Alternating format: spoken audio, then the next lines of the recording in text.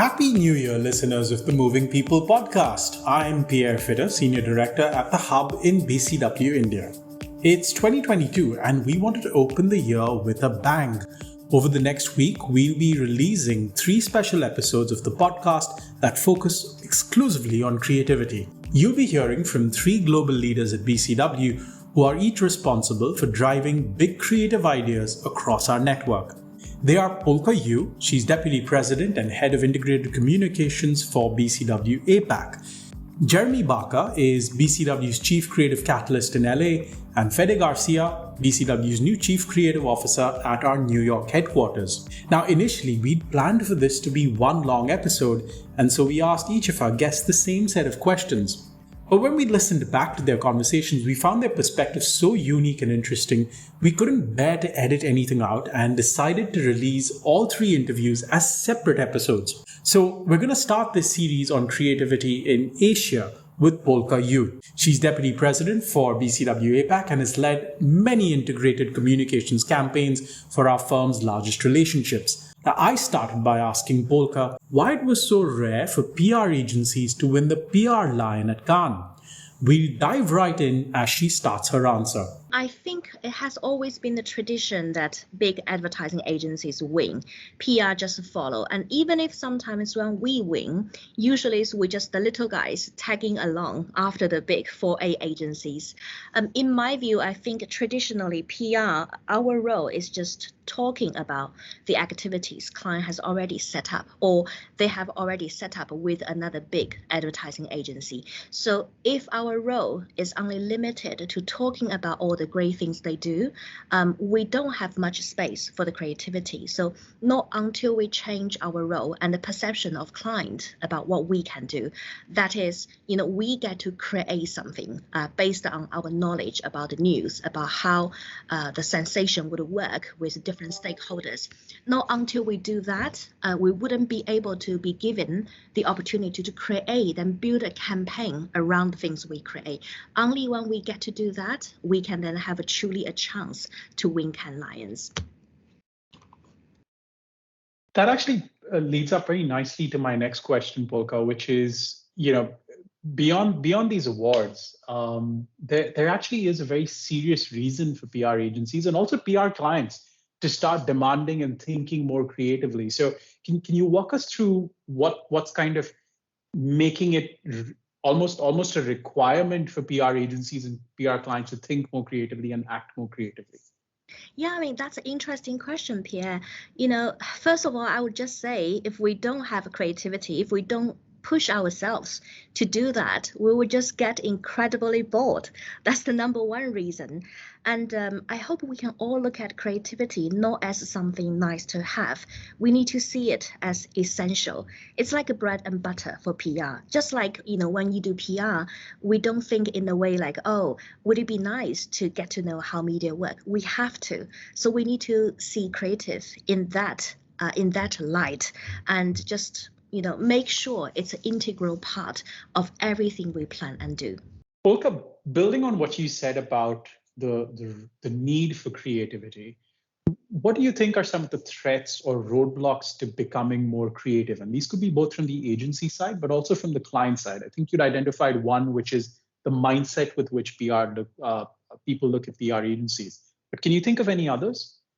Yeah, I can think of too many actually. Not to be discouraging, but I just want to paint a very realistic picture. And these are the things we need to watch out. So no matter it's a challenge from internally or from client side, we need to be able to tackle them. I think number one challenge, it's not in the sequence of priority, but I just see 4 challenges in general. Number one is sometimes client, they would tell me this kind of brief. They would say, I want the most innovative idea, bold, like you've never seen this on this planet before. But at the same time, I want you to tell me other big brands have done this safely. And you have vendors who already have this solution. Everything needs to be guaranteed. I want to see exactly 100 coverage in the first week. I want to make sure no one have a different opinion. So when they start to put this kind of restrictions, and if we sort of allow that to drive us into avoiding all the risks, then truly that limits creativity. So that's the time to really sit down with the client to say, we're happy to play safe, we're happy to go bold, but we also, of course, need to take very calculated risks, need to protect our brand, protect our client, but we can't have both. We can't have the bold idea, which never done before, but then we have already a very, proven success, matured solution. All the innovation takes certain amount of risks. Number two is, when you have a great idea, sometimes the team is thrilled that we come up with this idea. And then, some on the client side, the big boss want to make certain changes. The second big boss want to make certain changes. And then some other teams have different opinions. So when the client and the agency together try to please everybody by keep tweaking the program little by little, before you know, it lost its authenticity, lost the thrill, lost the sharp point of view. That's number two. This is also a time when we actually need to, as the trusted advisor of a client, to say, wait, we need to stop, because we end up putting out something that has no point of view in it. Maybe internal stakeholders, they're happy for now, but in the end, if we can't make an impactful campaign with a genuine idea, we're going to disappoint the stakeholders. So that's time we need to have a very sincere, candid discussion with the client to correct it. Number three is actually, if we believe, this is more on the agency side, if we believe only creative team have creative ideas, then I think it's really, really limiting us. I'm really a big fan about supporting PR teams to come up with the creative ideas. I believe everybody has ideas. If we coach them properly, train them properly, every PR person can come up with ideas too, together with the creative team. Actually, many of the award-winning PR campaigns, actually the idea not only come from the PR team, the idea come from the junior to mid-level PR team. Many of the awards, we win them without even the creative team. With creative, of course, the better, the more the merrier. But we should not limit ourselves by thinking we have to have a creative team to be creative. And number four is, usually when we're given really tight deadline to say we want a groundbreaking idea that will really shake the entire society, and I give you 2.5 days to come up with the entire plan. I mean, sometimes the pressure can make you come up with genius ideas. Sometimes in the moment of pressure and deadline and everybody's exhausted, you just normally copy and paste and tweak some of the earlier ideas. So these are the four challenges I see. I actually want to pick up on one of those that you mentioned, which is getting people to hear the authentic story, your story. And it goes back to the purpose that BCW has, which is moving people. And if we don't have a genuine, groundbreaking, maybe even slightly risky or controversial story, people are not going to talk about it. And that really is what PR teams excel at, isn't it? Exactly. I think it's, of course, we need to carefully balance it. Of course, we don't want to make it so risky, so controversial that gets our client into trouble. But then usually I find if you try to be so correct and so perfect and please every single person, usually the idea is quite lame. So you always take a little bit twist in the idea. It's like mixed of different emotions that will really have an impact. So on that, I completely agree with you, Pierre. Let's stick with this theme of moving people. I know that BCW, the China team, put together what is probably the most talked about PR campaign this year. It's the one that won the Best in Show at the Sabres, which is our campaign for Lenovo. So my question is, take that out of the running. What are the other inspiring campaigns you've seen in 2021? Yeah, I mean, that one definitely, the Lenovo one is definitely a starring campaign this year. We're so proud of that. I have to say, not just to flatter you because I'm talking to the India team. Actually, I always find the campaigns coming out of the India team are the most impressive, to be honest, in the region. The reason is you have so much emotion going on in every story. So on that, really, I think the whole region can learn from our Indian office. But aside from that, I think, Pierre, you and I talk about that campaign. It's done by Ogilvy India, not just Cadbury ads. I think that one's And another one I really like, I forgot which agency done that, but it's for Alzheimer patients. So for Alzheimer patients, actually the damage to the brain is very tangible. So there's no mysterious stigma around it. Your brain is actually, when you have the disease, is lighter than the average brain by the similar weight of an average orange. So that campaign basically make people hold an orange and pass around to people. Of course, they did other activations and creative telling about it, but I think what's so brilliant about it is it basically takes such an abstract health problem into something so tangible, so visual, and very highly emotional. I think that is brilliant as well. Campaigns that genuinely move people. I love that. I love those campaigns. And that actually brings me to one of my final questions in our main segment, which is we've had this really inspiring presentation a week ago with our global CEO Donna Imperato talking about the development of creative technology data hubs all over the BCW network. So what's Polka Yu doing in 2022 to make sure that BCW becomes the most creative comms consultancy in the world? Yeah, I mean the town hall, the global town hall, and all the news that comes with it is so encouraging, so exciting for all of us. Definitely, I'm a big supporter, as you know, Pierre, big supporter about creative technology. So definitely, we want to download as much knowledge from global as possible. I firmly believe creative tech. We need to use that to tell our stories. Technology in the future is part of the communication. And also, I think big data is important, analytics. I think Joe is driving that. So the point of having that is we can quickly and scientifically access to insights, and based on insights, human truth, we then design a story. So on that, definitely, I think we need to work with global people closely to bring that to reality.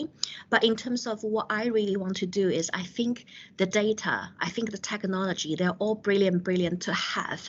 But at the heart of it, I think it's a story. Still need to go back to the story, because our root is in PR.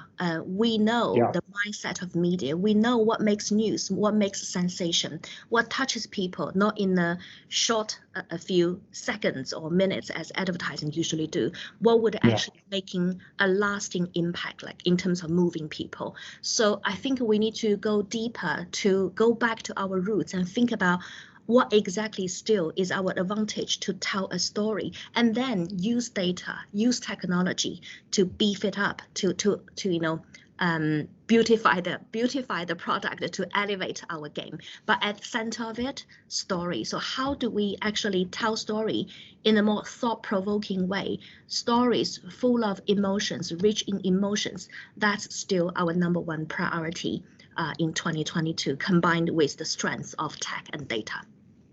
I love how you've immediately not just talked about how we solve future communications problems with technology, but going back to our roots, as you said, which is our heart as PR has always been storytelling and message.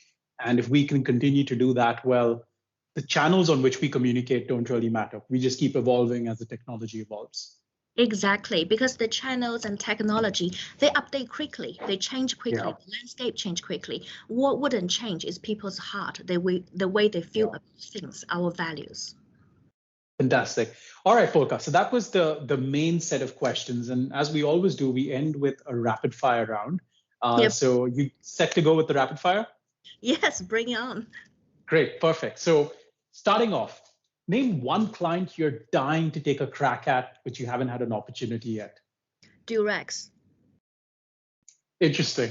If you could, if you've been in a lot of brainstorms, Polka, if you could stop one idea from coming up again and again and again, which one would it be? I personally, I don't like the idea of microsite, just because it takes so much budget to build it, to populate it, and then to attract the traffic. So unless we have a really good reason to put it there, otherwise, usually I don't tend to go there. Although the microsite itself has nothing wrong with it. It's all about the challenges you have to build it. Its role in the story. Yeah. Yeah. Complete this sentence. Our industry will never be more creative until clients dash and agencies dash. I'm going to cheat a little bit. So until clients is convinced of our unparalleled ability to tell stories, then we can truly be successful in our creative campaigns. And that's an interesting answer, because some of that puts the responsibility on us to convince clients that we can do it ourselves. Interesting. What marketing or PR trend do you think should just go away, just die right now? I think, it actually exists among many global leading big agencies. We try to come up with ideas that are so worldly, so international, and so glamorous. It no longer, the insight we come up with no longer relates to any specific culture. So the insights become too superficial. So there's no real pain points or motivations. Then the campaign is superficial. That's really interesting. I want you to now think many, many years ahead, Polka. Certainly not your time anytime soon, but many years ahead. You're at the end of your career. How would you like the headline for your retirement article to be? What would you like it to be? She's so amazing. She retired earlier. It's joking, but I don't want to take myself too seriously. I think it's, we have so many unknown challenges in future. I just want to keep doing my best and keep working with wonderful people like you guys. Polka Yu, thank you so much for joining us on the Moving People podcast. It was a real pleasure. Thank you. And with that, it's a wrap on this special New Year's edition of the Moving People podcast. Remember, we're focusing on creativity throughout this week.